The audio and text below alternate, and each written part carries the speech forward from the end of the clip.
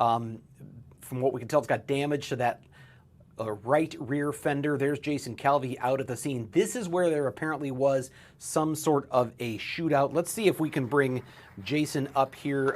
If Jason is able to hear me, Jason, I see you are standing and in place. If you can hear me, Jason, tell us what's going on out there and what you know so far. Well, we know the medical examiner has been called out for one person dead here. This is 6 in Reservoir, and we're told by sources that there was a shootout between police and a suspect. You can see, I want to show you, because you can actually see bullet holes in a car. It's a black Mercedes car here. It has bullet holes in the back rear passenger window, and then there's a police squad right in front of that Mercedes, and that police squad has bullet holes in the front windowsill window. So definitely a situation here now where police are investigating this. This is now being handled by the state investigators at the crime lab.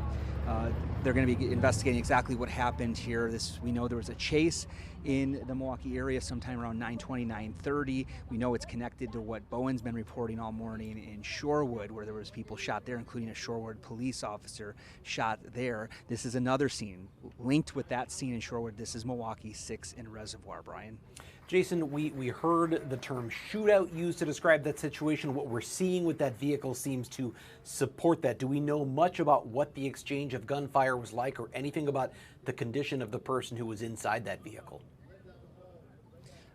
Speaking to witnesses in one of the apartment buildings that overlooks this scene, they told me that they saw police circle a black vehicle. We're assuming it's this Mercedes here. And they said they pulled a body out of that vehicle. The witnesses I spoke with weren't sure from their vantage point if that person that they pulled out of that car was dead or alive, but we do know that the medical examiner has been called because one person did die here at 6 in Reservoir. And so far as we know, the scene back in Shorewood, there is, am I correct that there is one person from that scene who was, other than the officer, who was also shot? And do we know the condition of anyone back at that original scene, which was at Wood Place and Bartlett, I believe, a little bit north of Shorewood High School? Right, that is the scene that Bowen, my partner, has been covering all morning long. He's been out there as one of the first people out there watching that scene, and so he's got all the details about how that all transpired. And we know that it was definitely a situation where, let's see, I got police talking here, so just 1 second, Brian. Let me listen in on what police are. I think they're just telling the county DPW worker to keep moving. So, police have, they had a much more expansive crime scene tape blocking off this area earlier this morning. They've now opened it up a little bit more, but they still are investigating where this is 6 in Reservoir, where that red crime scene tape up is. You know, Brian, that indicates a critical incident when they put that red crime scene tape up around the larger yellow crime scene tape that you're used to seeing. The red is really a very serious situations, and we know at least one person has died here at 6 in Reservoir. Jason, do you know, as we see the vehicle on our screen right here, do we know, you said that witnesses saw police pull a body, whether it was live or dead, out of that vehicle. Is there anyone left inside the car, do we know? Or has that, whoever was in there, been moved to another location? What's that situation so far as we know? Well, the witnesses did tell me that they saw police pull a body out of that vehicle, so I don't know if there's still anybody else in that black Mercedes. I can't say for sure, but I can tell you that back at the Shorewood site that Bowen's been covering, an officer there, a Shorewood police officer, was shot early this morning. The chief in Shorewood tells us that officer is now out of the hospital and is going to be okay out in Shorewood. Obviously, we are still learning, Jason, details, and this is a very fluid situation, so we will get more, I'm sure, later on. But as many of us saw, the Shorewood police chief this morning gave a news conference to talk about the shooting before this suspect, so far as we believe, was tracked down in Milwaukee. She was talking about the incident. The officer that was shot there was apparently wearing a protective vest, and at one point the chief said something to the effect of, a half-inch difference, and this could have been a very different situation. Do we know much about where the officer was shot in the vest, or anything about, how close this could have been to something much, much more serious for the Shorewood police officer? That is something that you mentioned what the police chief said about that bulletproof vest saving this officer's life. So this is you're talking about a matter of inches, and this could have been a far more deadly situation this morning. Those bulletproof vests cover the chest area. But again, we don't know exactly how close this was, other than the chief praising and crediting that bulletproof vest for saving the officer this morning. Really stood out to me. You could tell she got very emotional talking about this. She started talking about the Milwaukee police officers, one of whom was killed, Officer Kendall Corder, just a few days ago. And now here she is dealing with one of her own officers. You could really see the emotion overtaking her as she talked about it today. Yeah, that's right. The emotion here, and just again, I mean, this has been a number of police officers in the Milwaukee area who have been shot in the last few weeks. I mean, we're just getting off a police officer shot and killed in Milwaukee, and the funeral services are not even underway for that officer in Milwaukee. And here, yet again, another officer in Milwaukee County shot today. That one is thankfully alive, out of the hospital, but that bulletproof vest did, according to the chief, save this officer in Shorewood. Jason, I want to let you go so you can get back to your reporting, but one more question for you is, do we have any idea how soon it might be before we get more details on what happened at that scene there? Any discussion of whether there's going to be a news conference to update on what happened, or are we all just kind of waiting to hear what the next step's going to be? Yeah, so we know that any further updates for this investigation are going to be handled by the State Department of Justice. So they're the ones that are going to be handling any future communications regarding this. We know that whatever happened here at 6 and Reservoir, this is a part of the Shorewood investigation. It's linked with that Shorewood case where that police officer was shot this morning in Shorewood.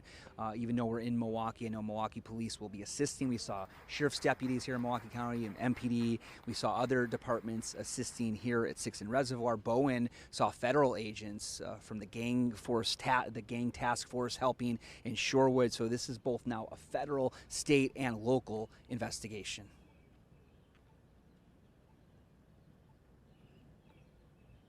Sorry, I had my audio down. Jason Calvi, live out at 6th and Reservoir in Milwaukee. Thank you for the update.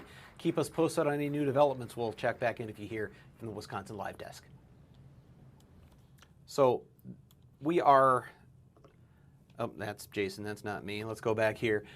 We are obviously learning more as we go. What we do know, at the very least, we can tell you is that there is an officer who was shot and survived in Shorewood, and there was a shootout at 6th and Reservoir that is connected to that. A body of some sort, whether alive or dead, was pulled out of the vehicle you saw there, according to witnesses. That vehicle, which you can see here, right here at 6th and Reservoir, that Mercedes that has damage to the left rear tail light and quarter panel. Also, it looks like there may be gunshots right there in the right rear window. We don't know if that person who was pulled out of that vehicle was living or dead, but the medical examiner has been called to the scene, according to Jason. So we will keep you posted on all of that as we learn more. As I mentioned, there's an awful lot going on right now, not just that breaking news here at the local level. At the national level, we have right there, you've got more going on the floor of Congress, the House of Representatives, as they continue to debate the so-called Big Beautiful Bill, which passed the Senate yesterday. President Trump hopes to be able to sign that by tomorrow on the 4th of July.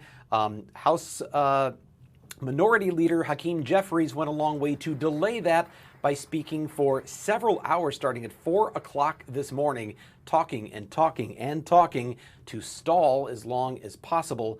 But it is expected that ultimately the Republican Party has the votes to pass this in the House, the version that passed in the Senate, and then get it to President Trump's desk. But of course, that remains to be seen. And here in Milwaukee, we've got all kinds of other things happening, including it's the third weekend of Summerfest. There are 3 more days of the world's largest music festival happening here at the lakefront at Meyer Festival Park. And just up the lakefront will be the July 3rd, no, not fireworks. For many, many years, it was the July 3rd fireworks. This year, it's going to be a drone show. The fireworks went away. There have been funding issues and other things, and A hero came to the rescue to fund this drone show. We're going to, if breaking news allows, we're going to be talking at 1 o'clock today to the person who made that responsible, and that is Michael Hupy of the law firm of Hupy and Abraham. He stepped up and funded the drone show that will be happening tonight. We're going to talk a little bit about where you might want to be if you're going to go down there, what time you can arrive, the parking situation, and all that and much more. That's going to be coming up. In just a few minutes, we are going to talk to a young man, in fact, a few young men who are members of a band from Wauwatosa East and West High Schools. The band is called Blonde, and they were the winners of Rockconsin, which is a contest for musicians ages in 7th through 12th grades, I believe. They were the winners, and they're preparing to take the stage at Summerfest here on day 7 of the festival, the first day of the third weekend. We've got all of that and so much more coming up here from the Wisconsin Live Desk. I'm Brian Polson. We're glad you're with us. Stick around. We've got a lot more to come.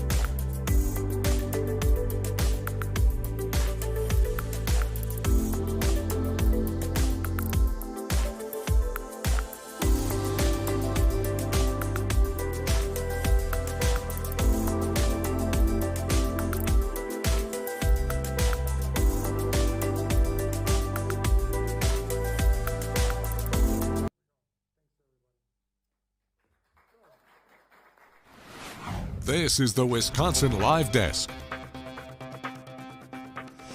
And I'm Fox 6 investigator Brian Polson here at the Wisconsin Live Desk for you. I'm going to be here until 2:30 this afternoon, bringing you the latest on a very busy July 3rd. You know, we're heading into a holiday weekend. A lot of people start checking out. There's not much happening. Well, there's a lot happening right now. Some of it fun, some of it not so fun. Of course, we just told you about the breaking news going on in Shorewood and Milwaukee, another officer-involved shooting.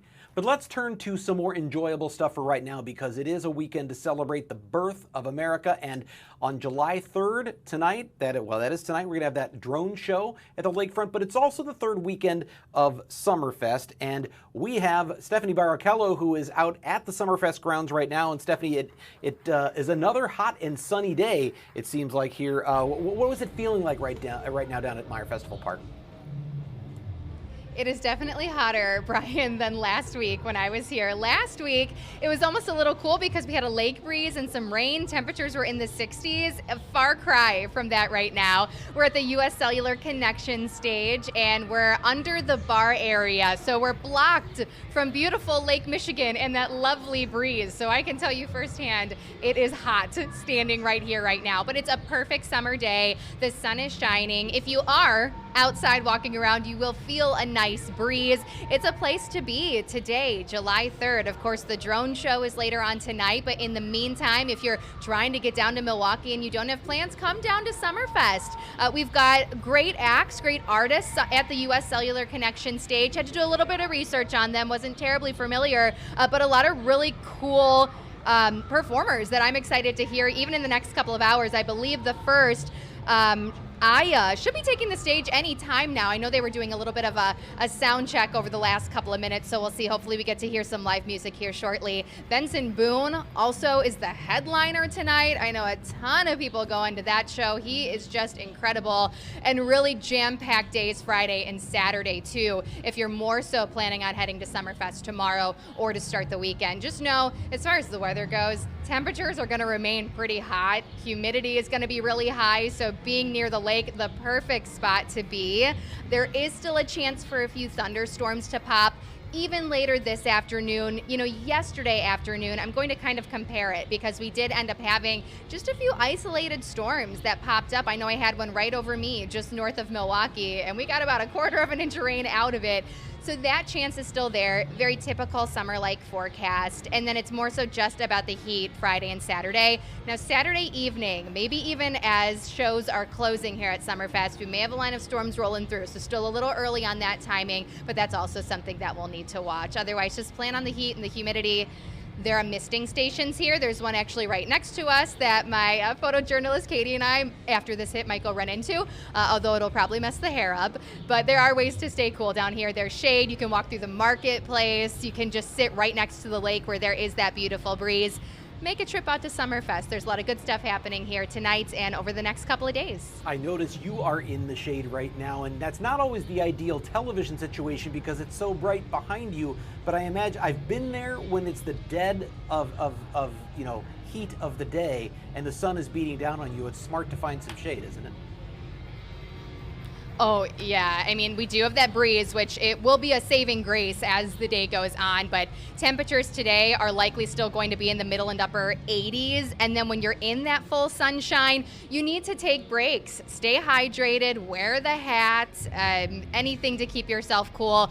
And just to put it into perspective for you too, Brian, tomorrow temperatures are going to be in the 90s, actually right around 90, but then Saturday, low 90s with feel-like temperatures potentially getting close to that 100-degree mark. So somewhat like the heat we had a few weeks ago. Still ways to stay safe and be out here. You just need to be prepared for it, especially again tomorrow and Saturday. Okay, I'm going to ask you selfishly because I'm probably going to be down there tomorrow night. As it gets to the early, it's 90 during the day, it's one thing. When you get to 6, 7, 8 o'clock, is it going to cool off significantly? I mean, obviously the sun goes down, that helps, but will it be cooling down much at all in the evenings?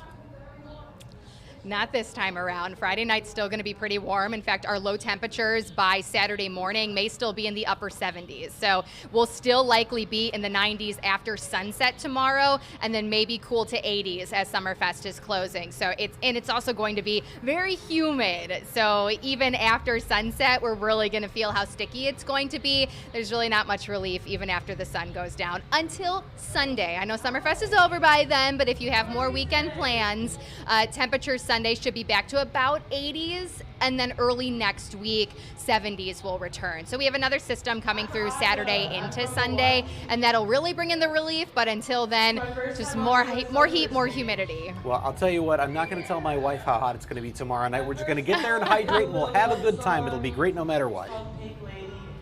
Exactly. There are ways to have fun here and stay cool. All right, Stephanie Barrichello at Summerfest, thanks a lot for joining us. We'll check back in with you a little bit later on. Sounds good. All right, so around, you know what? You can always tell I have been in here in a while. I'm turning all the wrong things up and down.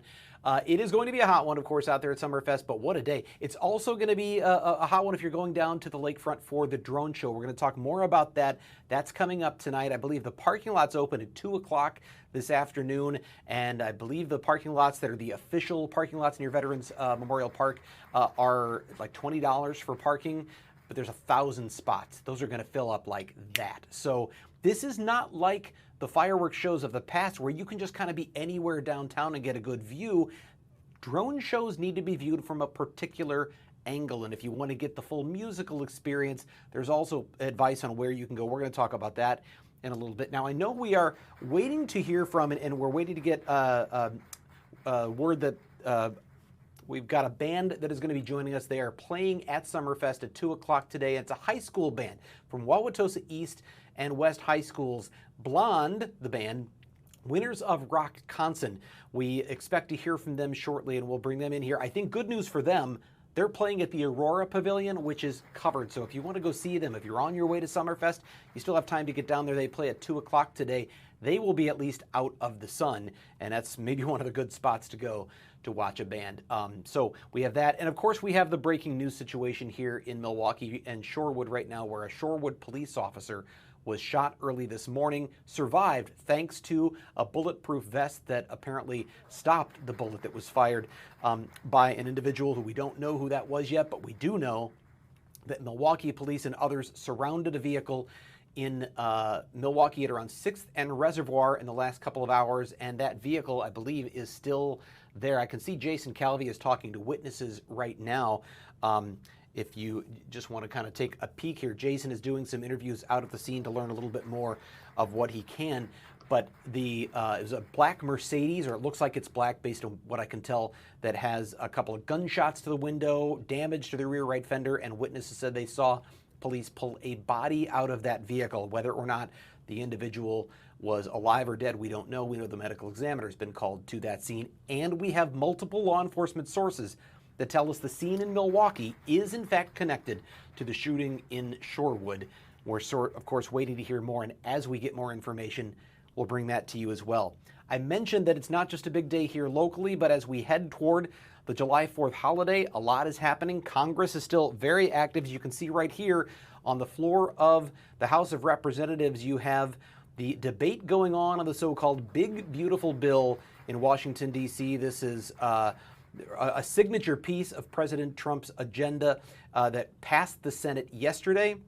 We are told Republicans have the votes to pass it in the House today, but for much of today, the action and debate and discussion was delayed as Democratic Minority Leader Hakeem Jeffries of New York, the 8th District Congressman there, spent hours and hours, not exactly a filibuster because that's a Senate move, but he used a stall tactic to speak for hours and delay what is ultimately expected to be the booth. Expected to be a vote and a passage of the Big Beautiful Bill. It is something that observers and economists have said would ultimately cost. I believe the Congressional Budget Office says it would have a net cost of a few $1 trillion. That is after tax cuts and then cuts in spending. The net difference will still be an increase of about $3 trillion to the federal deficit. But again, we are waiting to hear the ultimate fate of that. President Trump is hoping to sign the Big Beautiful Bill on July 4th. Let's go ahead and take a bit of a listen in to what's going on there right now. And middle-class tax cut in the history of this great nation. That's what we're doing today.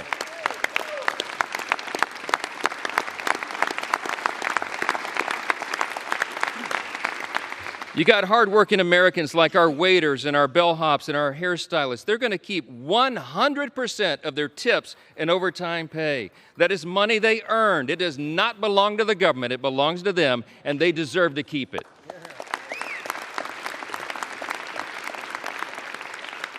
Small businesses that want to build and expand new factories, you know what they can do now? They can write off 100% of their investment. That will have us a lot more building. Young families who want to buy a home will be able to, thanks to historic savings that will put our country on a stronger financial footing. Pregnant women, children, seniors, single mothers, the disabled, and the low-income Americans among us receiving Medicaid and SNAP will have the peace of mind of knowing that we've made these safety nets stronger with our reforms.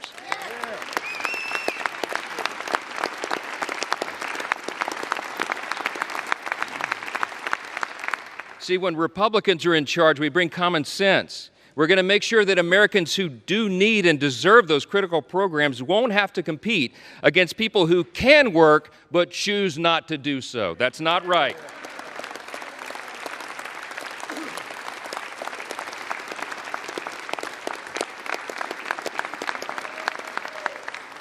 This bill is going to put fairness back in the system. We are returning to common sense. We're returning to what is good and decent that people know in their hearts, and that's why they support it.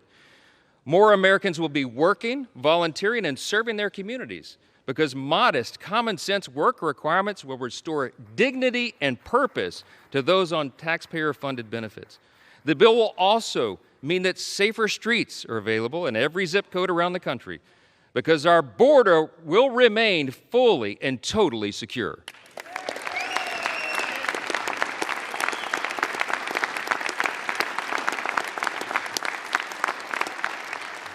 The Republican Party stands for law and order, and this is the side that stands with law enforcement, the brave men and women who are on the front line.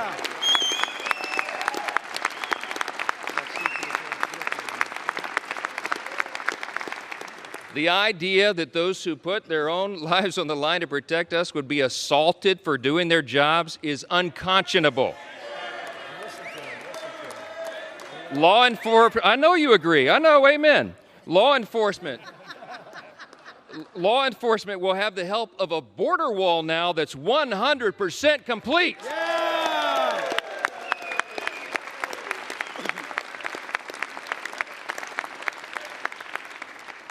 Our immigration enforcement officers will get a boost from more manpower and resources and detention space so that detained illegal aliens are not released back into the streets like they were for the last 4 years.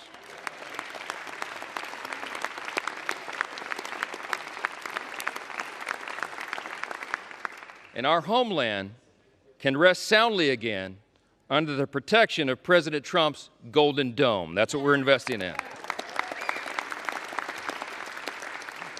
Look, any of these individual achievements would be historic victories for a Republican Congress or any Congress.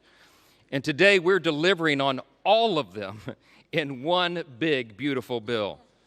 That's what Americans can count on when we pass this legislation, and that's exactly what Democrats will vote to oppose today. That's a fact. We didn't write this bill for the Democratic Party or the elites or the media. This bill is for hard-working Americans, and they deserve it.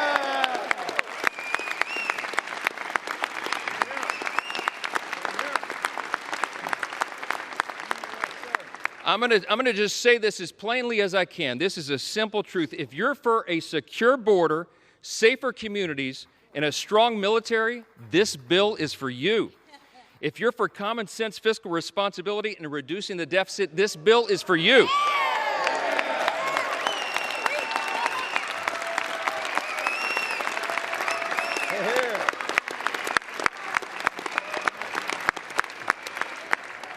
If you're for fair and lower taxes, bigger paychecks, affordable gas and groceries, and restoring dignity to hard work, this is the bill for you.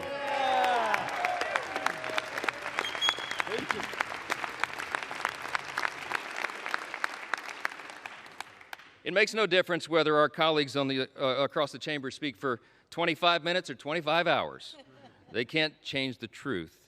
And today was about performance for some of them. But today for us is about results.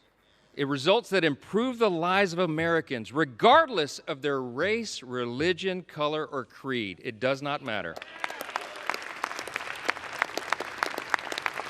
All right, that is House Speaker Mike Johnson on the floor of the U.S. House of Representatives, where they continue a discussion of the big, beautiful bill, part of President Trump's financial agenda, after a long delay by House Speaker Hakeem Jeffries, who spoke for hours earlier today.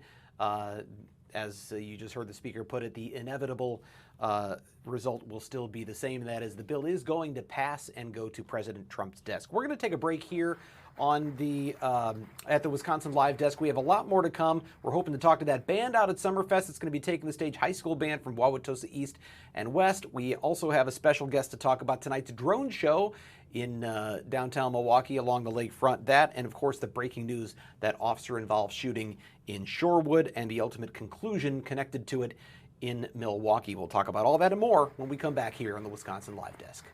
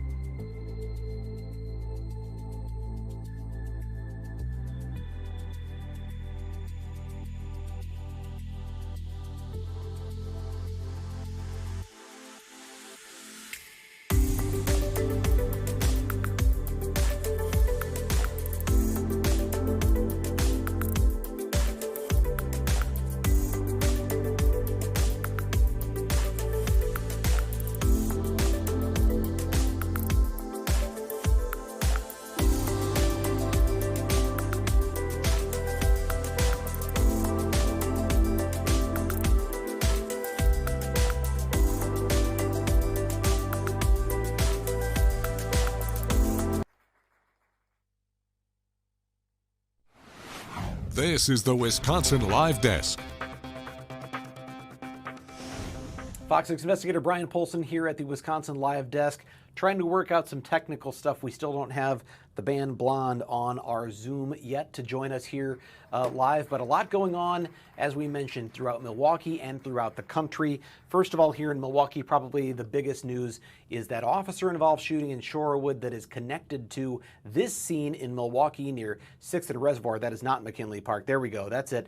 6th and Reservoir, where you see that Mercedes that was involved, we are told, in a shootout with police. A body was pulled from that car, according to witnesses. We do not know who that was or the condition of the person who was pulled out of the vehicle, but we do know the medical examiner's office has been called to that scene. It is the third officer-involved shooting in the Milwaukee area since June 14th, just the last few weeks. Of course, the most notable one was just a few days ago, June 26th, in fact, a week ago, that occurred involving Officer Kendall Corder, who died of his injuries.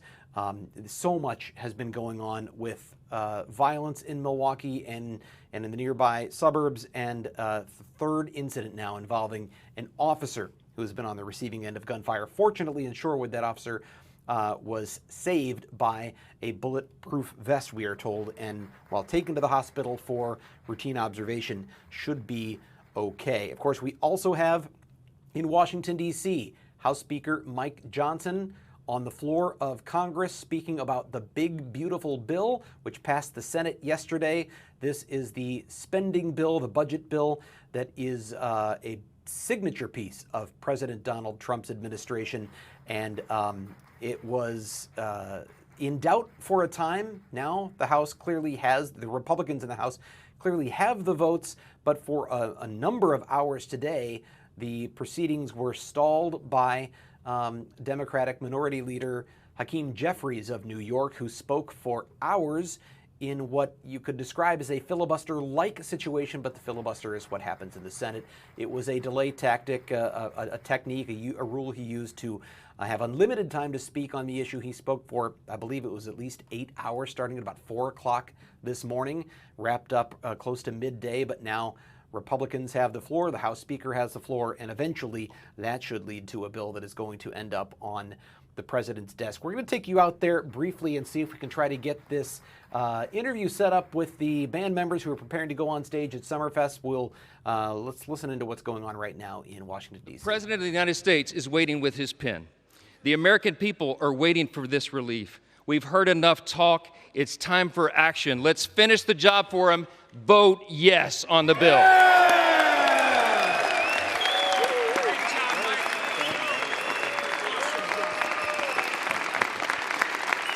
With that, I yield back.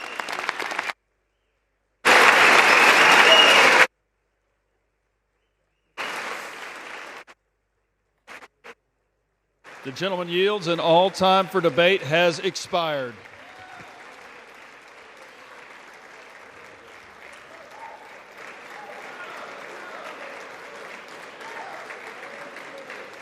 Pursuant to House Resolution 566, the previous question is ordered. The question is on the motion by the gentleman from Texas, Mr. Arrington. All those in favor say aye. Aye. Those opposed, no. No. The ayes have it. The motion is agreed to. For what purpose does the gentleman from Massachusetts seek recognition? Vote is requested. Those favoring a recorded vote will rise. A sufficient number having risen, a recorded vote is ordered. Members will record their votes by electronic device. This will be a 15-minute vote.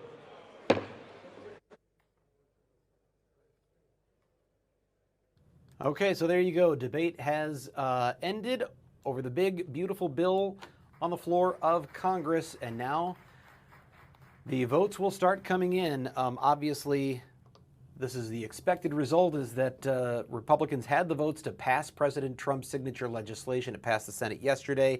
The president hoping to sign that legislation on the 249th anniversary of the birth of our nation, July 4th, here in 2025. That's right, we are 1 year away from the 250th anniversary of the United States of America and its independence. A big weekend, obviously, today, July 3rd. There's a lot going on in Milwaukee. Aside from the breaking news we've been telling you all about, there's some really exciting events going on, including the drone show taking place tonight at the lakefront. It is in place of the fireworks that we have told you about that have obviously occurred at the lakefront for years. You can see here on the screen, there is a difference with a drone show. And if you look at this color-coded map that Milwaukee County has put out, this tells you a little bit about where you're going to want to be if you're going to try to head down there to get the best view of this. Now, in the past, for fireworks, people would be out in the water watching, getting a good view of the fireworks. No matter what direction you go, you could get a good look at fireworks. You can watch fireworks from pretty much 360 degrees. Drones are meant to be viewed from a particular angle. So if you look down at McKinley Beach, you see the big purple safety zone, but right along the edge of the water, the green section there of McKinley Beach, that is what they say, the viewing area with the best sound and the best view. Obviously, that's not a very big space. So I don't know how quickly that's going to fill up, but they're opening things up at 2 o'clock. You see the big parking lot down at the bottom center part of your screen, McKinley Marina parking lot. They're going to start letting people in there at 2 o'clock today. There's going to be food trucks and a lot of porta potties, we're told. It's kind of a nice festive atmosphere, but there's only about 1,000 spots there. So that is going to fill up rapidly. Then you see the orange zones. That is McKinley Park.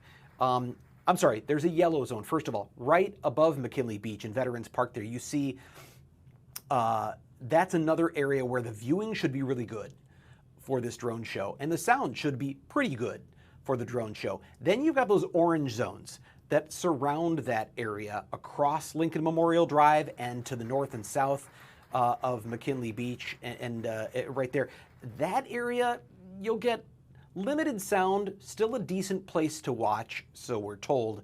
If you get outside of that, it's going to be tough to really see this, at least in the way that it's meant to be seen. So you can see that this is not maybe like some of the shows of the past where you could be just about anywhere downtown and get a pretty good view. If you have a history of going down to the lakefront for the fireworks on July 3rd and you've got a spot that's a little out of the way, tucked away, you might say, we want to do that. And I'm sorry, Carrie, I just heard you say something, but I didn't catch it. Oh, okay, great.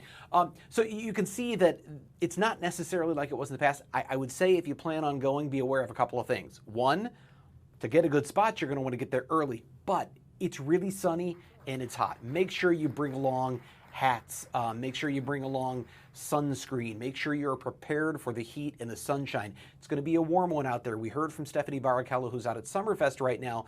This is one of those days where it's going to be direct sun, and the heat is not really going to relent a whole lot. It's going to be worse probably tomorrow and Saturday, but nonetheless, just be prepared for the heat, because if you're going to get down there at 2, and this show happens, I think, 9:30 tonight, that is a long day to be down waiting for this fireworks show. Now, again, there's going to be some things to do down there, some food trucks and other things, but as things start to fill up throughout the day, just be prepared for the weather. Now, we are going to be talking to someone in just a little bit. I actually put them on delay because of some of our breaking news, but we're going to talk to the person responsible for this drone show happening in Milwaukee.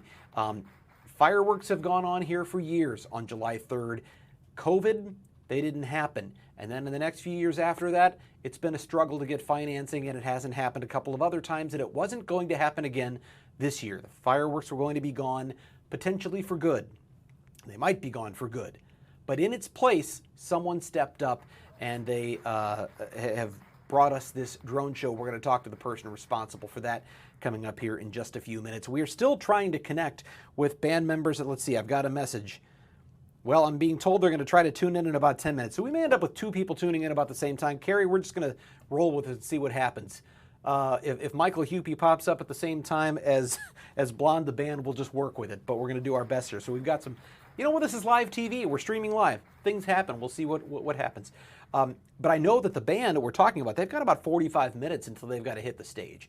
So I don't imagine they'll be able to talk all that long. But an exciting day for them, as they're going to be taking, it's Blonde the band. Blonde is their name. I just keep saying the band because I think when you just say Blonde, it's hard to know what you're talking about, maybe necessarily, but their email is Blonde the band. So anyway, they're going to be taking the stage at the Aurora Pavilion at Summerfest. And good news for them and for any of their fans, that's covered. There's shade. So that's a nice spot to be. They will be taking the stage at 2. Right now on stage at the Aurora Pavilion is a band called Crusher. I believe that's Campbellsport High School. They were the runners-up in the Rock Concert contest. Blonde were the winners of the contest. These are high school bands with members from the 7th through 12th grades who won this contest, and they will be getting to perform at the big gig, which is I have to imagine, a pretty exciting moment for these young musicians. Who knows? Maybe one day we'll see them on one of the big stages, or maybe even at the not the Marcus, see, look at me going back old school, at the American Family Amphitheater one of these days. So, but they're at the Aurora Pavilion today, and we should be hearing from them in just a little bit. As I mentioned, we've got the fun stuff happening. We've also got some pretty serious stuff, and that serious stuff includes our third officer-involved shooting in just the last few weeks in the Milwaukee area. June 14th, there was a shooting. June 26th, another shooting. That involved an officer who passed away, Officer Kendall Corder. Both of those involving Milwaukee police. Today, it's a Shorewood police officer who was shot while arriving at a scene. Reports of shots fired, reports of a gunman in the area. And when they got to the scene, we're told that officer was shot wearing a bulletproof vest. And we heard the police chief of Shorewood earlier today say that a half-inch difference, and this could have been a very different outcome for that officer. So the placement of that bullet, very, very fortunate that the protective gear saved the officer's life, at least according to what we've been told by the chief. They knew who the suspect was. They said there was no threat to the general community. This was a shooting that was not a random shooting. So they knew who they were looking for, and it didn't take long. Just hours later, we heard of a chase in the city of Milwaukee. It ended in the area of 6th and Reservoir, and if I punch that up for you, you can see here, this is that location, the scene, the red tape indicating that this is a critical incident. We are told the medical examiner was called to the scene, and the central thing in this, of course, is that black Mercedes that you see right there in the left center part of your screen. There appear to be bullet holes in the right rear windshield. The right rear fender and tail light are damaged, and we are told that witnesses saw police pulling a body from that vehicle. Whether or not it was a person who was still alive or dead, we don't know. We don't know if there's anyone still inside. We don't know what happened to the person police pulled from the vehicle. What we do know is that multiple sources have told us this scene is in fact connected to the scene in Shorewood. In fact, one law enforcement source described this scene as a shootout. So it would appear that perhaps gunfire was exchanged between who was ever in that car and obviously with police who were surrounding it. We are going to take a break, and we'll have more from the Wisconsin Live Desk when we come right back after this.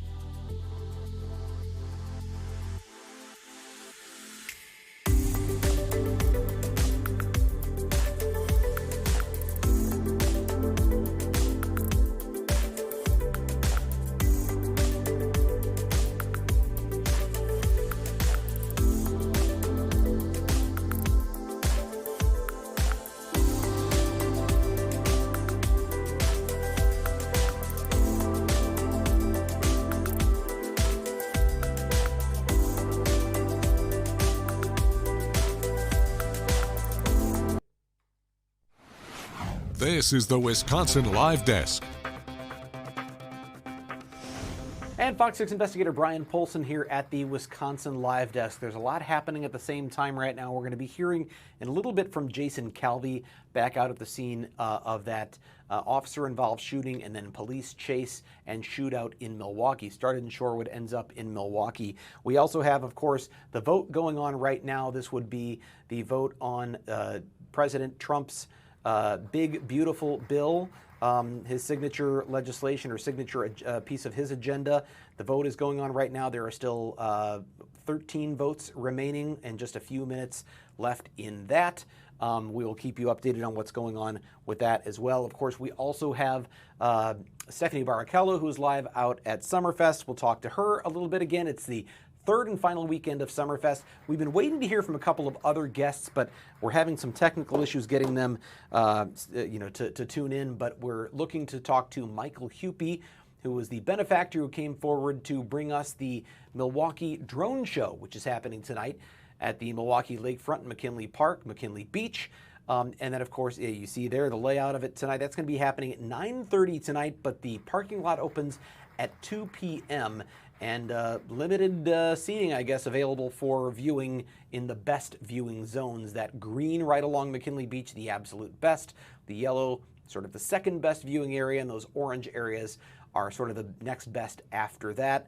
Beyond that, for sound, I think there is an app. If you go to the Milwaukee County website, I think they've got some information on an app you can use to listen while you also watch the drone show, but you want to be within sort of that angle of range to get the best view of the show. Otherwise, drone shows are meant to be seen from a particular angle, unlike fireworks, which you can see from about 360 degrees all around. So we're hoping to talk to Michael Hupy about that because he was responsible for bringing the drone show to us and funding it. And it sounds like he may be interested in doing that for more than just this year. He is, of course, the namesake of the law firm Hupy and Abraham. I'm told there are now, we're under 2 minutes to go in the House vote on the big, beautiful bill. There are still 10 votes that have not registered. 9 of those Republicans. Ultimately, it is expected Republicans will carry the day. They will carry the vote here, and the bill would pass. This is the same bill that passed the Senate yesterday. So if it passes in the same form, it would then go on to the desk of President Trump for the president's signature, which he is expected to sign, if not today, then tomorrow, July 4th of 2025, the 249th birthday of the United States. Something the president has said he wanted to happen by July 4th. It looks at this point like it will happen. We're going to keep it here right now as we count down that final minute. This is happening right now on the floor of the House of Representatives. Earlier today, there was a significant delay as we heard from the House Minority Leader, Hakeem Jeffries, a congressman from New York, a Democrat. He spoke for hours and was doing that essentially as a delay tactic. He took the floor and used a particular rule of the House to speak in an unlimited fashion. We didn't know how long that would go on. It went on for, I think, about 8 hours. So we're in the final 30 seconds. I'm told we do have the band we've talked to you about as well standing by. So we're going to get to those guys in just a moment, but let's go ahead and watch just the final few moments. You see at the moment it is a tie vote, 213 to 213, but here we're going to see in the final seconds that is likely to change. So we're just going to let you see the final things tick down. There it is. Republicans have the final votes in, and the big, beautiful bill, aptly named by President Trump, so-called big, beautiful bill, has passed the House of Representatives. It will now go to the desk of President Trump. The final vote there shows 216 rather to 213. The yeas have it. So we'll talk more about that later on coming up, but I want to get as quickly as we can out to there we are. They're taking a picture right now, but that is Blonde the Band. You can see them right now. We're going to see if we can get these guys in here to join us. We've been waiting to hear from them for much of the day. They see that we're on. I don't know if they want to come over. Hey, guys, this is Blonde the Band, Wauwatosa East and Wauwatosa West High Schools. Hey, guys, how are you doing today? Hello. Hi, who do we have here? Why don't you guys all quickly identify yourselves? Can't hear. Oh, you can't hear me? We'll keep trying. You guys look great. So while we wait to see if they can hear us, I will tell you that this is Blonde. They are a band out of Wauwatosa East and West. They were the winners of Rockconsin, which is a competition among bands from 7th through 12th grades, and we're going to see if maybe they can get that worked out. But they're about to take the stage right now at Summerfest at 2 o'clock at the Aurora Pavilion. On stage right now is the runner-up for Rockconsin, and that is Crusher from Campbellsport High School. But this is Blonde, and I think, let's see, they sent me earlier. Can you guys hear me? Yeah. Hey, all right. Hey, guys. All right, so right now, are you backstage at the Aurora Pavilion? Is that where you are right now? Yeah. So Crusher's on stage. Obviously, you guys got to compete with them. First of all, what was it like competing in Rockconsin?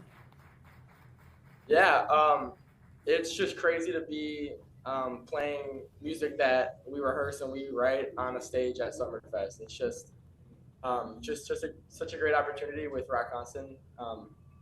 As being in high school playing at a place like Summerfest, it's a dream come true. How did the band come together? I mean, have you all been people who sort of were musicians on your own and you start talking? Like, how does a high school band like this form in the first place? It's a pretty crazy story, actually. So, me and Milo met back in probably a few years ago. I was just playing my guitar down at Art Park in Wauwatosa, and he came riding by on his bike, and he asked if he wanted me to be in a band. And we got a few other people together, and like some of our friends, and that's where we are now. So, why don't you guys all tell me each of your names? Everybody, let us know who you are. I'm Milo Hagopian Smith. Jack Monagle, Chris Fisher, Abraham Prussia. I'm Calvin Slider. All right, I'm looking at you guys, and I don't know. Milo, I believe you're the lead singer. Is that right? That's right, yeah. Okay, what's everybody else play here? I'm guessing the guy in the back in the center, that's our drummer, isn't it? Drummer. No, you're the, oh my gosh, I guessed wrong. I was making a guess. Okay, tell, what does each of you play? I play guitar. Guitar as well. Guitar, then bass. He's the bass in the back. Okay. So what would you guys say is your style of music? What were your influences? What kind of, what's the music that you guys would say is kind of right in your wheelhouse? So as for like a genre, I'd probably put us in like alternative rock or indie rock. When we play covers, we're just looking for high energy songs that we can kind of make our own. And then for our original stuff that we wrote and trying to get on streaming platforms, it usually starts with just a catchy riff on guitar, and then we figure out structure and come up with some words, and then we go from there. So just kind of writing stuff that people can relate to and can tap their foot to, really. You guys, I believe you were on FOX6 Wake Up yesterday. You played, am I right, was it June Emotion? Is that the song? Yeah. Okay, and that's an original. What kind of, you said you play some covers as well. What are some of your favorite covers to play? Like for example, today we're playing some Red Hot Chili Peppers, Californication. We're playing some Led Zeppelin, Good Times, Bad Times, a little Smashing Pumpkins to start, a little Green Day at the end. So just kind of in that world. It was a good time. What does it feel like to be 30 minutes away from taking the stage at the big gig, the so-called world's largest music festival? I think it's very exciting. We're all ready, so it'll be a good time. Did you guys get to rehearse out there at all, or will you get out there and this is like the first time you've played on that stage? Today it'll be the first time we've been on stage. Have you played any other stages like this, or what's the coolest other venue you've been able to play in prior to this? Yeah, in March actually we had the opportunity to play at the Cactus Club with a few other great bands, and that's in Bayview, really nice neighborhood, and the club is awesome. It's pretty, you can fit a lot of people in there, but it's definitely an intimate show, and the sound guy was awesome. It sounds great, it looks great, and so that was probably a favorite place to play for sure. So do you have dreams of actually being like, the headliners on a main stage one day, or is this like, we're going to do this for now, and I'm going to go be a financial guy later? Like, what do you guys have in mind? What's coming next?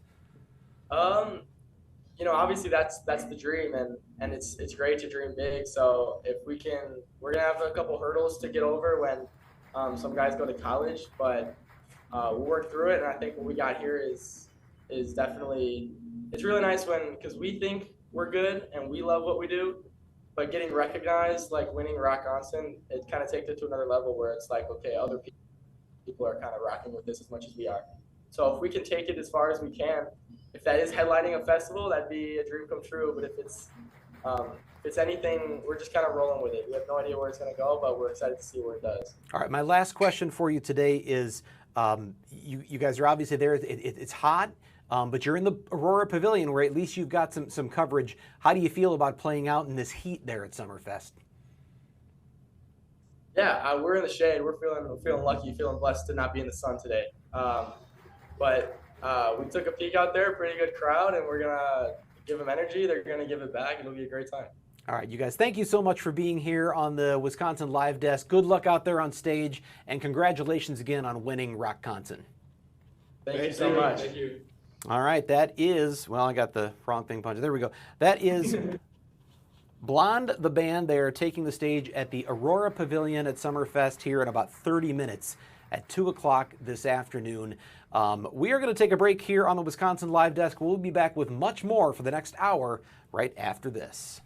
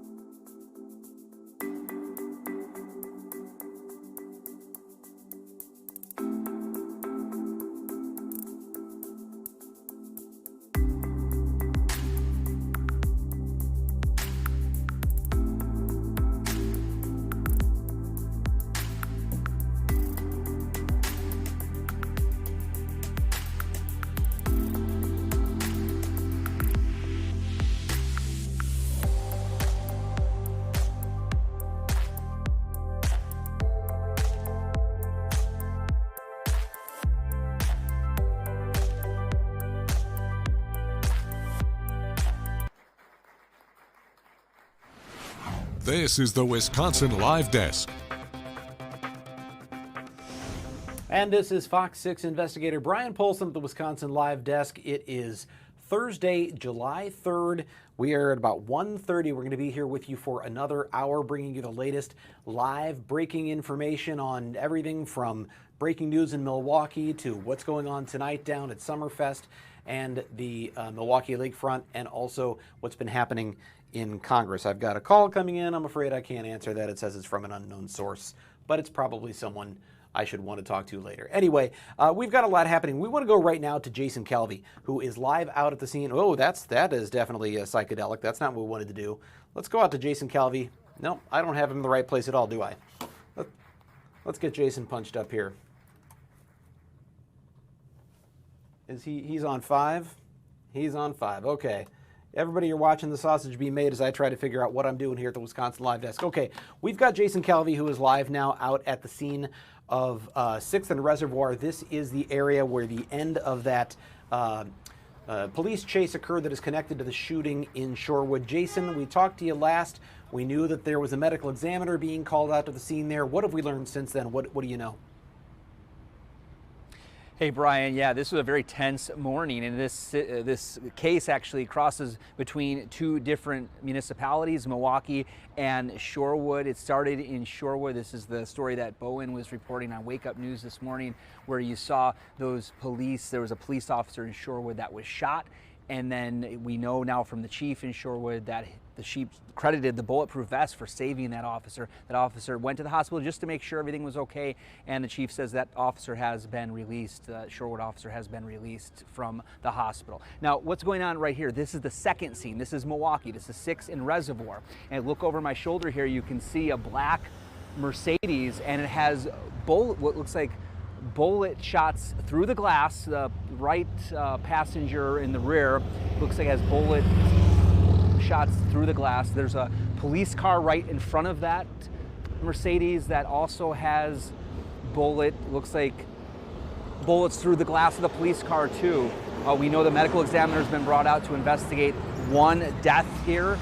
This is 6th and Reservoir. People that witnessed this said they saw a police chase around 9:20, 9:30 this morning.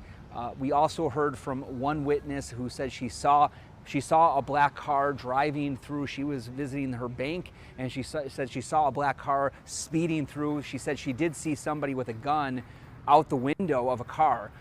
We do know there was a shootout here between police and potentially some suspects here in Milwaukee. This all dates back to the shooting in Shorewood this morning, where a police officer was shot in Shorewood. Brian, looking over my shoulder just to see if there's anything new happening right now, and I can tell you that there are investigators still out here kind of on scene here, but it's definitely calmed down. It was very tense when we first arrived here in the 9 o'clock hour. At 9:59, Brian, I heard a large boom. We're not sure what that boom was at 9:59, but police at that point, when we heard the large boom, they said, "Get back!" They were pretty much, one reporter was on the street getting closer to where they had this area taped off with yellow crime tape, and the police officer ordered that particular reporter to back off, to back away. There's an apartment building here, I believe it's 8 stories tall, which is behind where the camera is. People were in that apartment building looking down on the scene. They saw the chase. They said they heard bullets being fired off.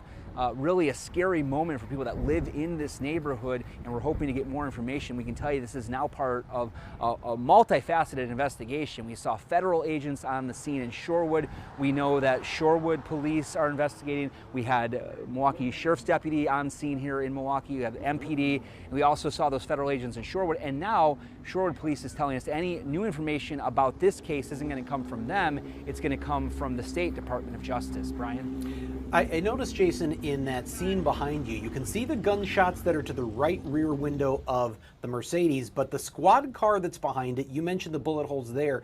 It looks like there's 8 or more bullet holes on the driver's side windshield. And based on those sort of small holes through the windshield, I'm not a ballistics expert of any kind, but does that indicate that those were shots that came from inside? Was that an officer who's driving that squad who ends up firing from inside the squad at this car?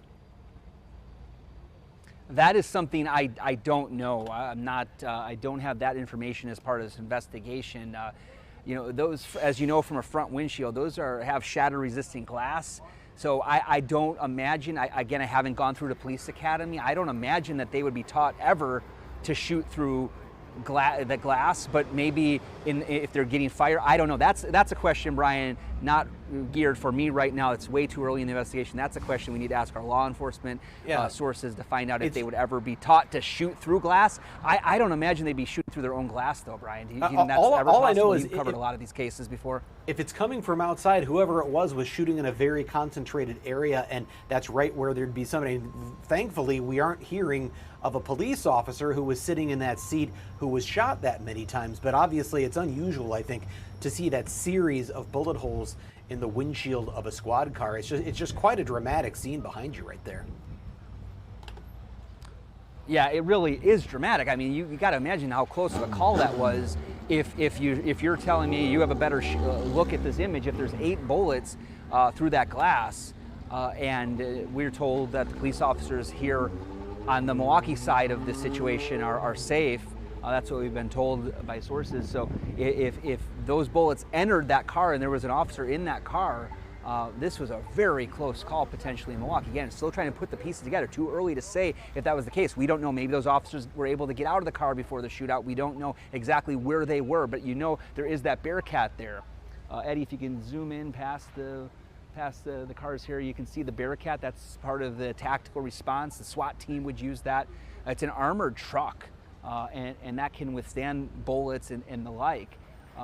So we don't know if somehow the officers got out of their squad. We don't know. It's too early. A lot of questions here, but we're working to get those answers. Well, and Jason, we want to let you get on to getting those answers for us. So thank you so much for joining us again from 6 in the Reservoir. We're going to let Jason Calvi go so he can get back out there to gathering the news and giving us the latest on all of this. There is so much going on, but obviously we're learning more by the moment. I just think that's extraordinary video, though. That squad car with the bullet holes in the windshield, the car with bullet holes in the rear window, the damage to the back of that vehicle, as again we see it right here. It was described to me by someone who was familiar with the scene, a law enforcement source, that it was a shootout, and not to be flippant about it, but this person actually described it as like the shootout at the OK Corral. Again, I don't want to be flippant about it, but I think just describing the chaos of what occurred there, this was quite a scene, and we are still waiting to hear what the ultimate result of that was. As best we can tell from the multiple sources, law enforcement sources we've heard of, it would appear whoever was the occupant of that Mercedes was a suspect in the shooting back in Shorewood that involved the shooting of a Shorewood police officer and possibly the shooting and or death of another individual. We're still waiting to hear all the details about this from what occurred back in Shorewood. We have a lot going on. I'm going to take a break, and we are going to come back with more right after this here on the Wisconsin Live Desk.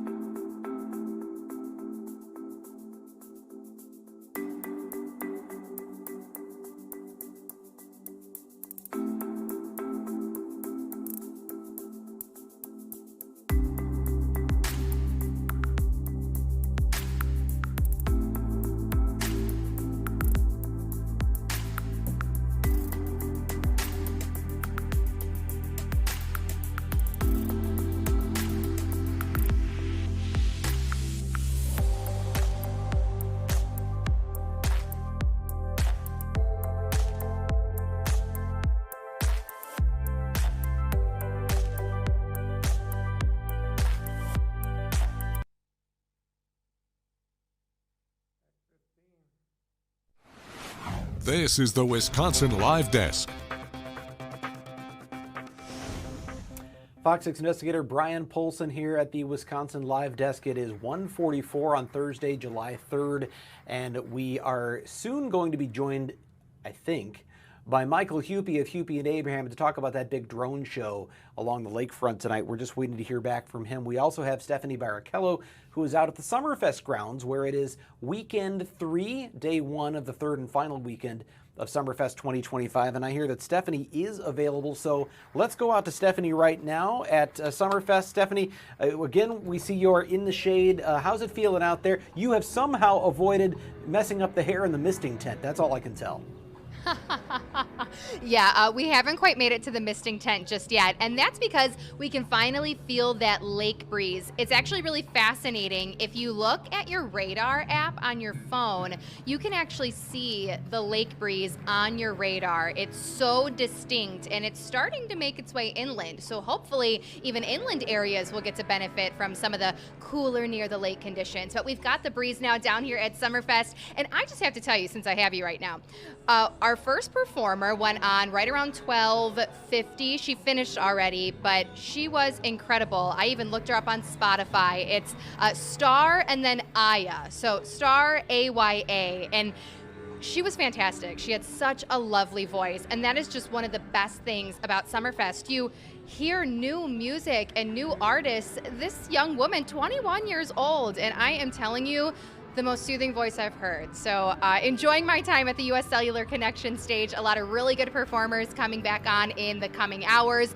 Of course, the big headliner, as you all know, is Benson Boone tonight. I have a ton of friends who are going to be at that show. He's so popular right now. But remember, these side stages have so many talented artists as well. And now, speaking of our stage, too, the U.S. Cellular Connection stage, I have more pit passes. If you were watching last week, I mentioned that I had a couple of pit passes that I would love to give away, and I have more for tonight for our stage. So if you are coming down to Summerfest, if you're watching right now, or maybe you were watching earlier, Wisconsin weather experts, just come down here, ask me for a pit pass, and I would love to give them to you. So as you can see, I mean, again, a great list, set list for the next couple of hours heading on into the evening.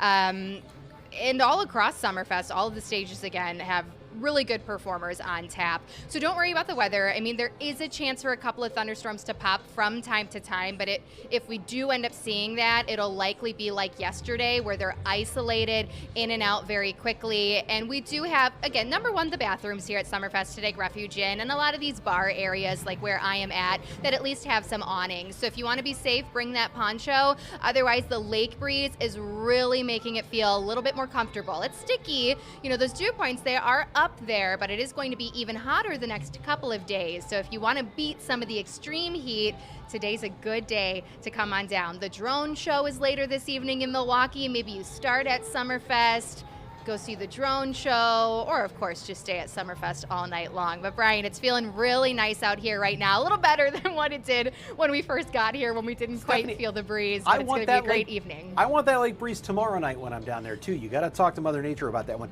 And by the way, Ira Star, exciting on the U.S. Cellular stage, but I got to tell you, if I was down there tonight, I'd probably be going to check out the Rocket Mafia. Ricky Rocket, formerly of Poison, and then Sebastian Bach of Skid Row. They talk in my wheelhouse there, so a lot of fun stuff at Summerfest tonight.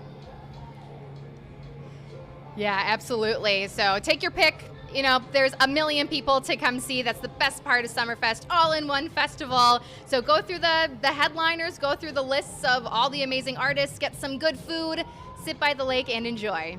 All right, Stephanie Barrichello live at Summerfest. Thanks a lot. Stay cool down there.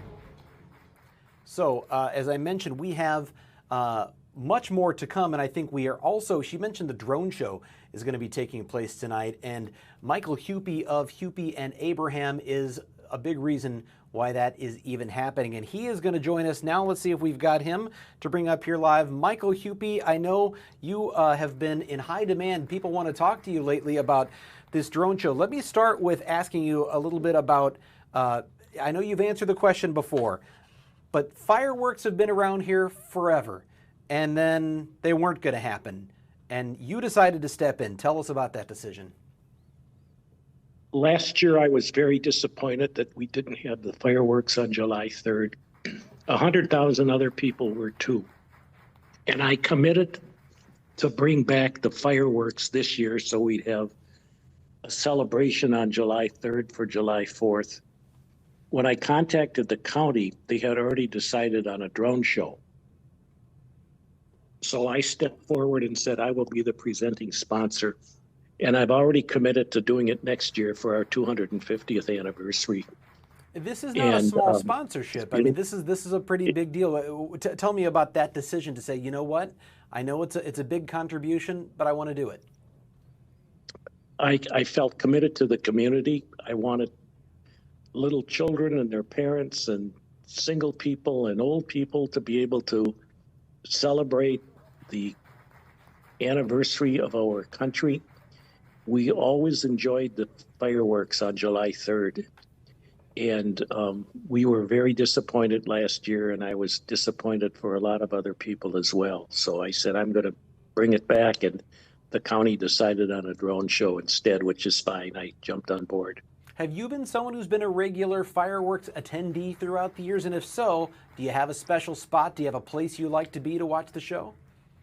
We would watch the fireworks from the roof of the David Barnett Gallery on Prospect and what is it? The cross street Prospect, right on the Juno, and we had a good view. But that won't be a good view this year because they've put the drone show some distance from where the fireworks was. Well, I was going to talk to you about that because that is certainly one difference that people going down tonight should know about. And we've got that map that the county has put out of the grounds there. They're sort of the best place to be, which is right along McKinley Beach. And then there's the park behind McKinley Beach that's still got a pretty good viewing spot. And then sort of areas around that they have in orange that are sort of like your sound is limited, but the viewing's still pretty good. But it's not like a fireworks show where you can watch it from 360 degrees and it's going to look just about the same, right? This one, you've got to make sure you got a good angle for it. Yes, that's true. And I think there's room for a lot of people. So I've not been to a drone show. I've certainly seen videos of them. Have you ever been to a drone show like this in person before? Never have, but I've seen them on television and they look fantastic. They don't just explode. They have pictures and signs, and it's just really well done. Do you have have you been given any kind of a sneak preview of what you're going to see, or are you going to find out with the rest of us what that show's going to look like? I'm pretty much going to find out, and it's going to be some iconic Milwaukee displays, according to the county executive. And, I'm happy with the drone show for several reasons. One, it's less expensive. Number two, it's more environmentally friendly. And I think it'll be good. And people will still be able to see fireworks shows around the county. I think that's one of the things we heard the county executive talk about was this sort of environmental impact of a big fireworks show. And then you said that by the time you contacted the county, they had already decided to switch over to a drone show instead of fireworks. So do you think that's where this was headed anyway? Or was this something where there was going to be nothing until you stepped up and said, I'll be the primary sponsor here?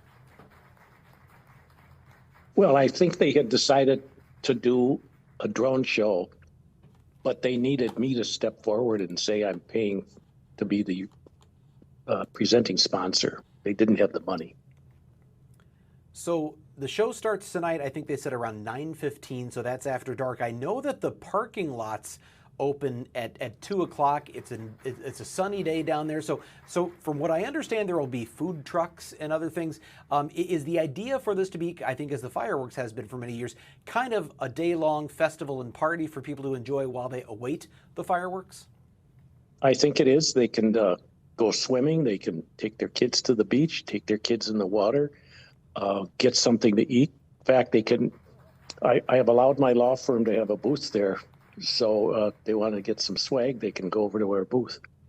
And the show will happen in 3 waves, I'm told, about 14 minutes each, about 45 total minutes. And there's this synchronized soundtrack that accompanies that. Now, the map shows you where if you're close, you're going to hear the music really well. But I understand there's an application, an app or something you can download to your phone where you can listen to this if you're not maybe in one of those zones. Is that right?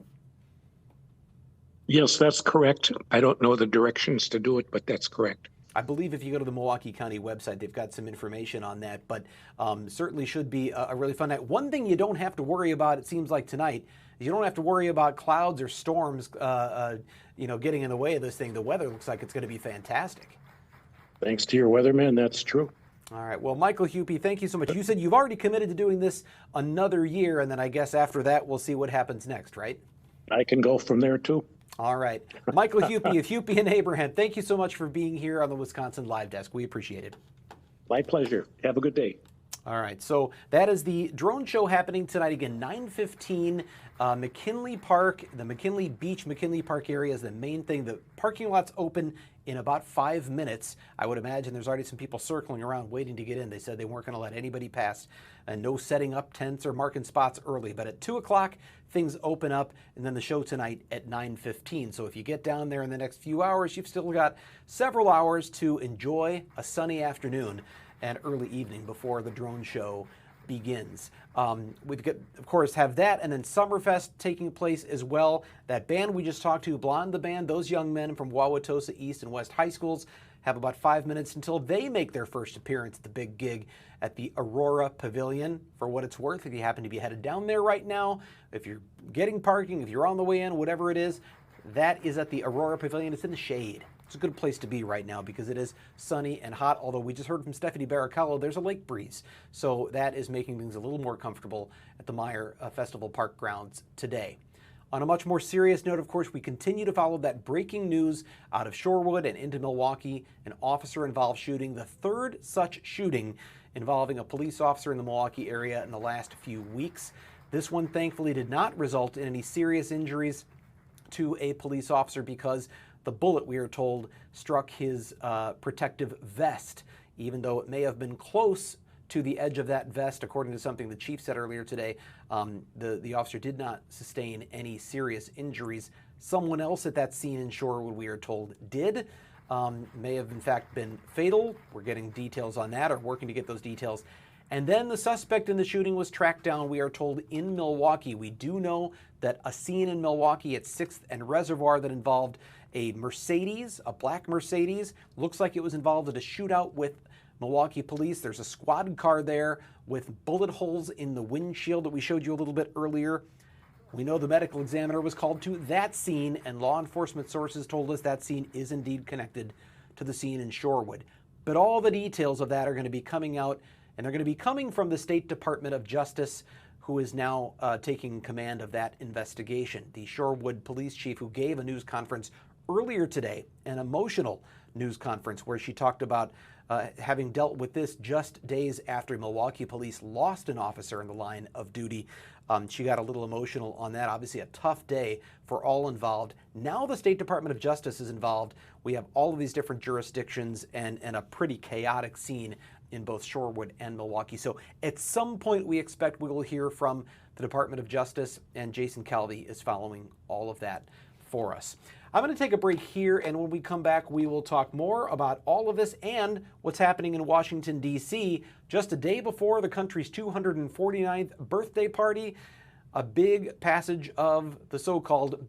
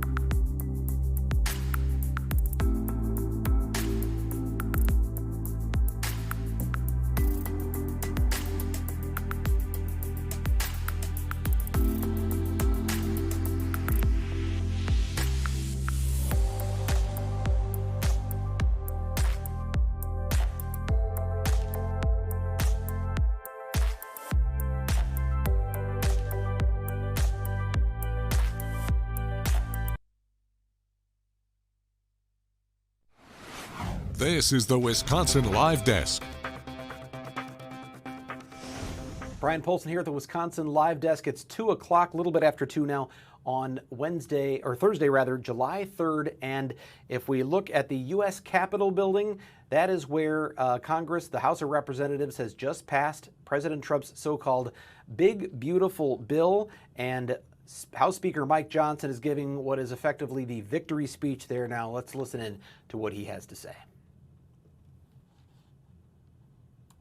We took the best effort that we could in one big beautiful bill to fix as much of it as we could, and I am so grateful to God that we got that done as we did because of the dedication. Yeah.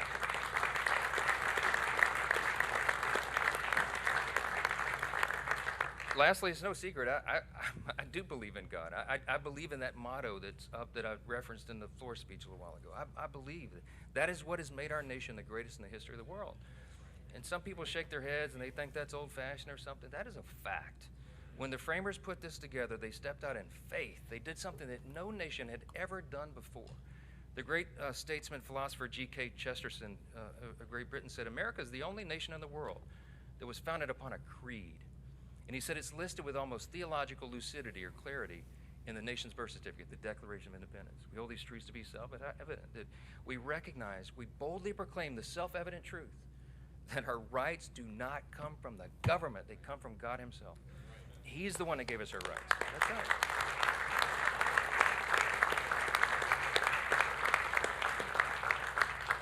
Abraham Lincoln said in the Gettysburg Address, we are dedicated to this proposition, to one nation, under God. Okay. A government of the people, by the people, for the people, shall not perish from the earth. This is an experiment. It's only 249 years, y'all. That's not a long span of time in human history. It's just a blip on the whole scale of human history. It is up to us to save it. It's up to the duly elected representatives of the people to come here and represent. And it's up to every single one of us, of the people, by the people, for the people, all of us. So you got to be engaged, and we got to pass this along to the next generation. Reagan reminded us, freedom's not inherited in the bloodstream.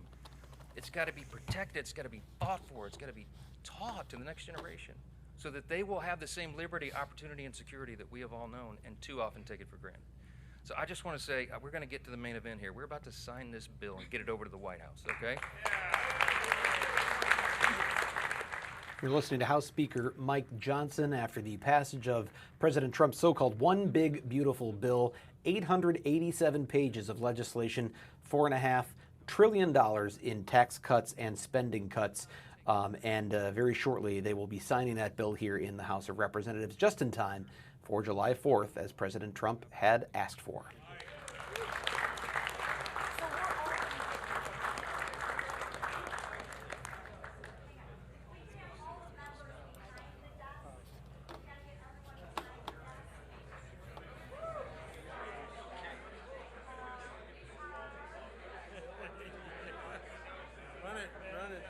Run it.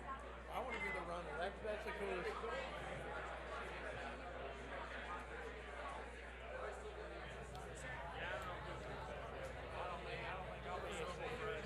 Speaker Johnson signs this legislation in the House. It will, of course, go to the desk of President Donald Trump, and that will officially make this the law. It did not come without a lengthy delay earlier today, as House Speaker Mike Johnson had to wait for House Democratic leader Hakeem Jeffries. In an 8-hour, 44-minute, record-breaking speech, called this bill a crime scene, going after the health, safety, and the well-being of the American people. But there is the signature from House Speaker Johnson.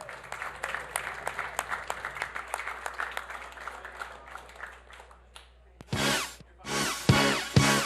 fun to stay at the YMCA. All right, that is the song we have heard many, many times during President Trump's campaign rallies. The YMCA now playing in the House chamber there, as the Speaker of the House, Mike Johnson, has signed the so-called One Big Beautiful Bill into law. Once again, this legislation, 887 pages, includes tax breaks, spending cuts, a rollback of solar energy tax credits, new money for national defense, as well as deportations.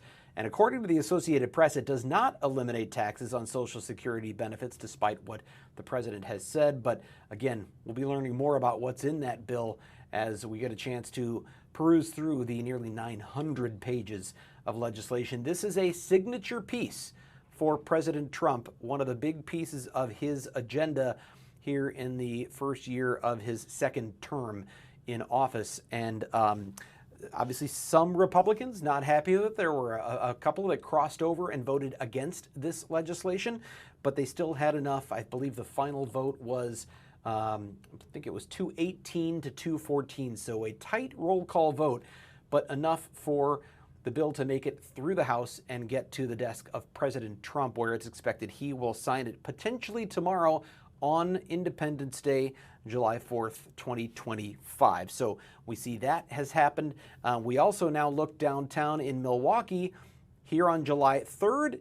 It is a festive day. You're looking toward the downtown lakefront where you can see the Estabrook Park Tower Cam showing us the area where the drone show will be taking place. This is in place of the annual 4th of July or 3rd of July fireworks in Milwaukee. While there will certainly be many local fireworks shows going on, this won't be fireworks. It'll be a light show of a different kind. It will be a light show for the modern times. It's a drone show. And if you've never been to a drone show, there are literally hundreds of individual drones that are programmed through specialized software to essentially work in concert with different programmed lights to make up images in the sky. They are actually pre-programmed with flight paths that create these images while ensuring the drones do not collide into one another. Certainly there have been rare reports around the world of drone shows that have gone wrong where something malfunctioned and the drones start colliding or dropping from the sky, but that's highly unusual, certainly not expected to happen here, but I just point out that it's happened before. But nonetheless, these are really fascinating to see, and we were told by Michael Hupy, who is the key sponsor of this, that there will be some iconic Milwaukee scenes. I'm predicting, by the way, this is my prediction, that somewhere at some point we're going to see, like, it's going to be Giannis. It's going to be number 23, or it's going to be Giannis's face, or Giannis going in for a slam dunk or a block or something. I just predict that because if you want to get a rise and a big cheer out of people downtown Milwaukee, what's that? Let me throw in my 2 cents. I actually think they're going to take the Milwaukee Art Museum and put it in drone form and let the wings fly open and closed. Okay, that makes a lot of sense. I think that'd be kind of fun. I wish we should do. It'd be fun to have like a call in to say, what do you think this is going to be there? But there's got to be some Brewers, right? There's probably going to be some, like the Green Bay Packers logo, wouldn't you think? Something like that. Definitely. Maybe we'll get a Jordan Love. Maybe we'll get a Jordan Love on top of a wedding cake. I don't know, since he just got married. But what a great time it should be to be down there. The weather is gorgeous. You can just look at this tower cam. There's a little bit of the clouds there off to the right, but overall, clear skies, sunny day. It's a little warm, but it's showing 79 degrees there right now. And even if it's in the low 80s, we're told there is a lake breeze. Stephanie Barrichello was telling us. So it should be fairly comfortable today. I think it's going to be a lot hotter tomorrow and Saturday for days 2 and 3 of Summerfest. And speaking of Summerfest, we can show you some of the people you can expect to see if you head out to Summerfest tonight. This is the U.S. Cellular Connection stage where we are a partner. Fox 6 is a partner. Z-Blast at 6:45 tonight. The headliner is Ira Star, a Nigerian performer who's really caught on. And I'll tell you what, I watched some of her performances, and she really gets the crowd engaged and involved. So that's going to be a heck of a show. But the big one tonight in the American Family Insurance Amphitheater is Benson Boone. He's obviously made a big splash, starting with social media and then, the backflip, I think it was, at the Grammys. Bishop Briggs also on stage tonight there.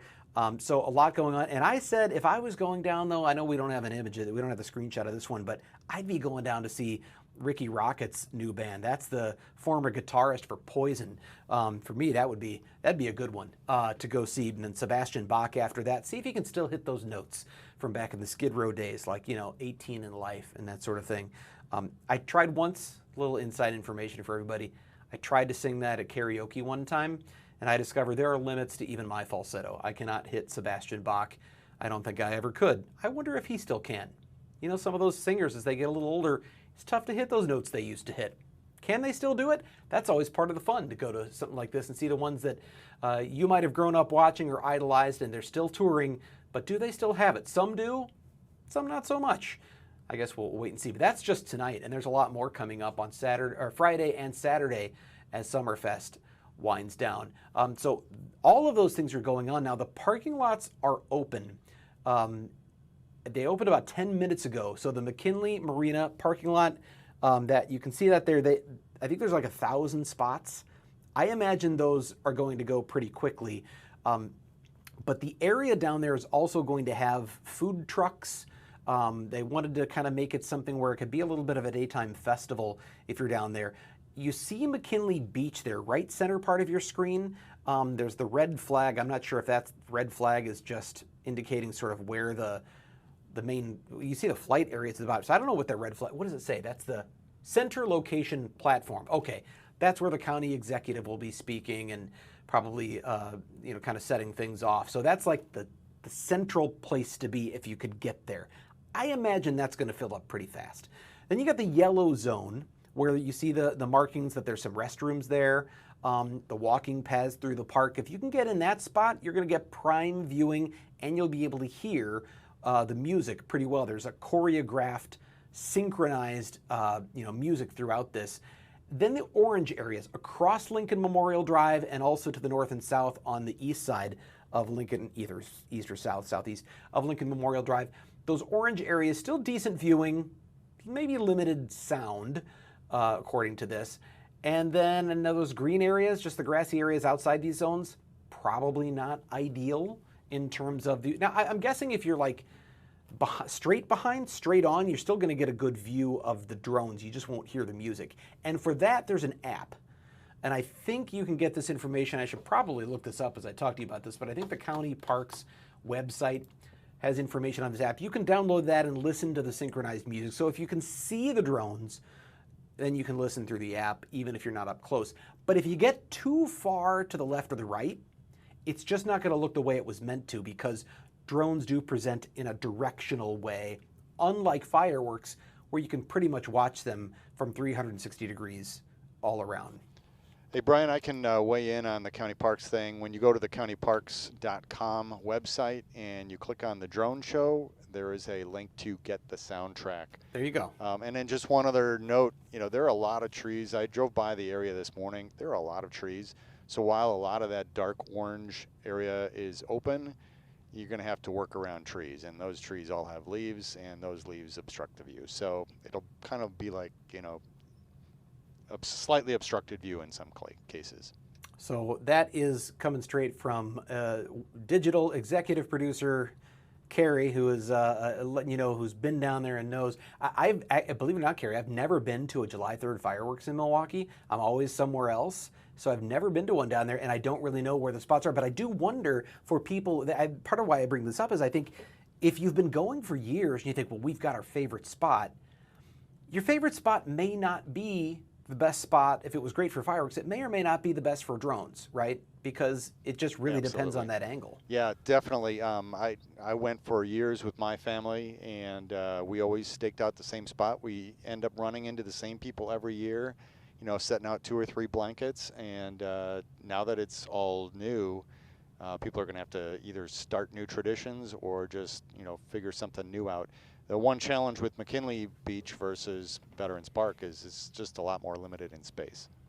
Well, I will say the one good thing about today compared to some other years is you don't have to go down and worry that 9 o'clock is going to roll around and it's going to get fogged out or rained out or clouded out, because it looks like the weather's going to be spectacular for this thing tonight. Absolutely. So that's a big one, obviously, to look forward to is the drone show that's happening. Summerfest is happening. Meanwhile, though, it is still, every day is a news day, and we are still following more on that officer-involved shooting in Shorewood. And I want to bring something up, if I can get to it here real quickly.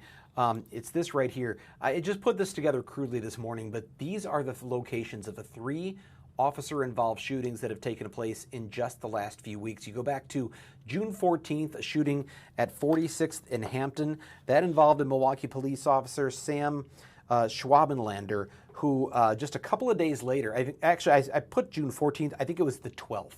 June 12th that occurred, but it was 2 days later on the 14th when the 30-year-old officer walked out of the hospital to applause. So good ending there. Thankfully, his injuries, he was able to come out on his own power. 39-year-old Dante Gladney and 19-year-old Devin Osborne have both been charged in connection with that case.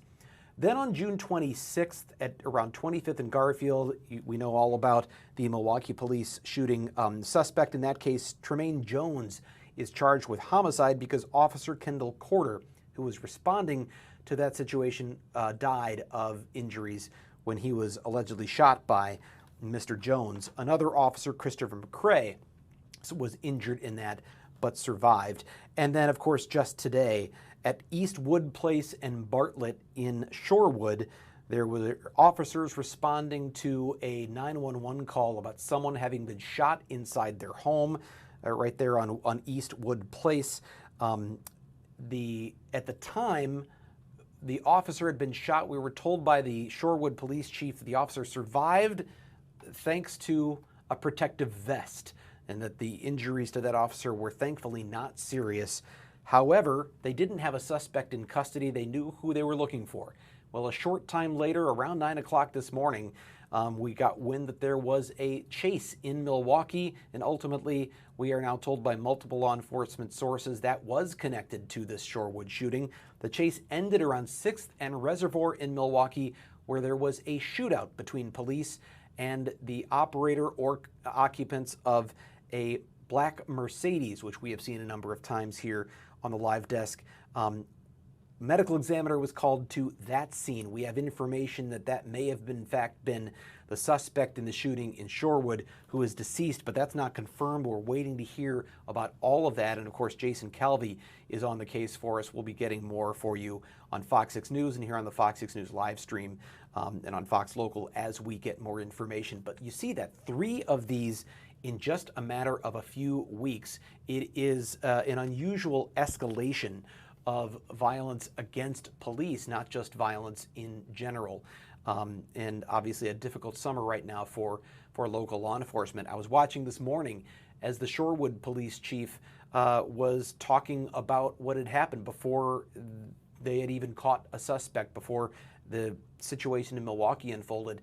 And she started to refer to, how thankful she is that her officer will be okay, how close it came to being something very different. And she got emotional when she said she just thinks about the Milwaukee Police Department and all they are going through in light of the death of Officer Corder. So it's a difficult time for law enforcement, and you can really hear that in the voice of the Shorewood police chief today. The Department of Justice now has this case, and we will hear any updates on the case from the state before we hear it from anyone else. So we're waiting to hear what Jason Calvi learns. Obviously, he will have much more to talk about on Fox 6 News at 4, 5, 6. You'll have more from our Nightside crews at 9 and 10. But we're live here on the live desk, so any new information we get before we end our live stream today at 2:30, we'll bring you here in the next 10 minutes. I'm going to take a break, and when we come back, we will talk about more about what's to come here, also what just happened in Washington, D.C., and what that might mean for you. We'll do all that when we come right back here on the Wisconsin Live Desk.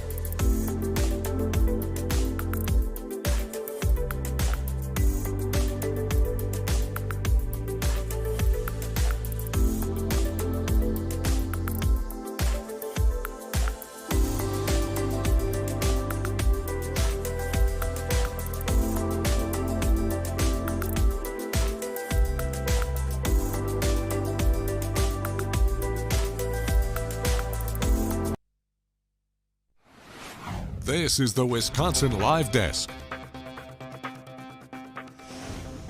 Fox 6 investigator Brian Polson here at the Wisconsin Live Desk. We've got you for about another 8 minutes, and I can tell you it's been obviously a substantial day, not just here in Milwaukee, but also in Washington, the U.S. Capitol, where members of the House of Representatives, Republicans, passed President Trump's so-called One Big Beautiful Bill. And one of the big questions when something like this passes, because it's an 887-page spending bill, what's really in it? Well, if we look at what the Associated Press is sharing with us, the package at its core has $4.5 trillion in tax breaks that were enacted in 2017 during Trump's first term. They would have expired, but they will continue with this bill. This also allows workers, as President Trump had promised during his election campaign, it allows workers to deduct tips and overtime pay. And there is also a $6,000 deduction for most older adults earning less than $75,000 per year. In addition, about $350 billion in national security spending, including on deportation, a big part of President Trump's agenda, as well as spending to help develop the so-called Golden Dome defense system over the United States, something similar to what we've seen in Israel. It's essentially a defense strategy that can shoot down incoming missiles, so this will help pay for some of that development. Of course, that's a large amount of lost tax revenue, and to help pay for some of that loss in tax revenue, the package includes more than $1 trillion, $1.2 trillion, in cutbacks to Medicaid and food stamps, particularly by imposing new work requirements.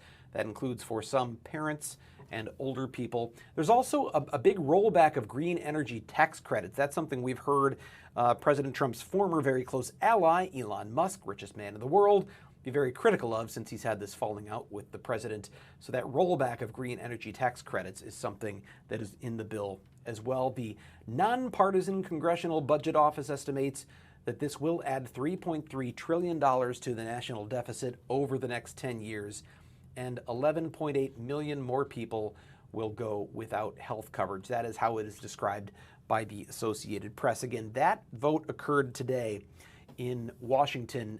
It has not yet been signed by President Trump. That is a mere formality at this point. It is expected he will sign it, I believe, tomorrow on July 4th, 2025. It is the 249th anniversary of the formation of this country and its independence from England. So next year is going to be the 250th. Carrie, I know you're listening. I don't know if you know.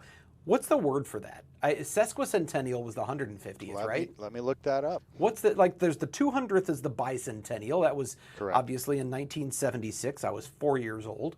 But now we're at the 250th, and I don't know what you call that. So I hope you come up with a quick answer for me, because I've been wondering about it all week. It looks like it's semi-quincentennial. The semi-quincentennial. Also called the bisesquicentennial. The bisesquicentennial. I feel like that latter one is the one we're going to hear more. It's a bisesquicentennial. Get used to it. You're going to hear it a lot over the next year. 1 year away from the bisesquicentennial. It really is going to be interesting. It's a time to step back and assess 250 years of the United States. What does it mean? Where have we come from? Where are we going? It'll be a very interesting year as we are obviously leading up to that. So that's what happened in Washington. We could expect President Trump to sign that bill probably tomorrow, and that moves on. Here at the state level, the budget has also passed after Governor Tony Evers was able to cut a deal to get certain things that he wanted to see in the budget. Republicans agreed to it, and now we have a Republican, or I shouldn't say Republican, a Wisconsin budget bill. So budgets are taken care of by Independence Day, and now all of the other legislation that remains to be seen will become the focus. I know one of the things we're talking about here on Fox 6 all across the state has been an issue: wake surfing. Never thought I'd hear about something like this that would be such a big controversy, but it is on lakes all across Wisconsin. The controversy over boats that create artificial wakes and whether or not they are doing damage to shorelines and lake bottoms, or if they're just simply irritating other lake users. It's a topic of conversation and of legislation in small towns all across the state. We're going to be talking about that in my next investigation that airs this Sunday night on Fox 6 News, and you'll be able to catch that on Fox Local. But obviously, as we head into a holiday weekend, a lot of people are going to be on the water. Wake boats are still a big controversy all across the state, and we're waiting to see if the state legislature will take action on that. As far as the fun goes, there's a lot in store, especially today. Downtown Milwaukee, the drone show, that's going to be taking place at the lakefront instead of fireworks. It is the first ever drone show in Milwaukee on July 3rd, but it sounds like it will be the first annual because there are already plans to do this again next year. You can see the map here. The gates are open. The parking lot is open. It just did about 30 minutes ago. That's McKinley Marina, the McKinley Marina parking lot with about 1,000 parking spaces in that area. That's what's available. So if you want to get down there and get a good parking spot, I'd say don't wait too long. McKinley Beach itself is the best viewing area. The areas behind that and around it, are progressively harder to hear the music, though there is an app you can download from the county webpage where you can hear that music, synchronized music from anywhere. But try to get as straight on of a view as you can, because this is one that's best viewed directly in front of it rather than at sharp angles. Fireworks you can view from anywhere. This one you're going to want to try to get to a spot where you can at least be at an angle that's reasonably within the field of view of the intended drone show. So that's happening, and of course it's the final weekend of Summerfest. Day 7 out of 3 weekends. 2 more to go tomorrow and Sunday. The U.S. Cellular Connection Stage, sponsored by, is sponsor the right term, Kerry? I know we're a partner. I don't know if that's We're right. definitely a media partner. We're a yes. media partner for the U.S. Cellular Connection Stage. You got Z-Blast at 6:45, and tonight, Ira Star out of Nigeria. Really spectacular showmanship on stage. She will be taking the stage at 10 o'clock tonight at that stage. Of course, our headliners, Benson Boone, the big one tonight, the American Family Insurance Amphitheater with Bishop Briggs. Stephanie Barrichello's been telling us it's actually got a lake breeze down there right now. It's sunny, it's a little warm, but it's not miserable. So it actually sounds like it could be a beautiful night to be at Meyer Festival Park. This has been a busy one here on the Wisconsin Live Desk. I'm glad you've been along with us. Obviously, we'll be back here every day from 12:30 to 2:30. Until then, we'll see you next time. Have a great 4th of July.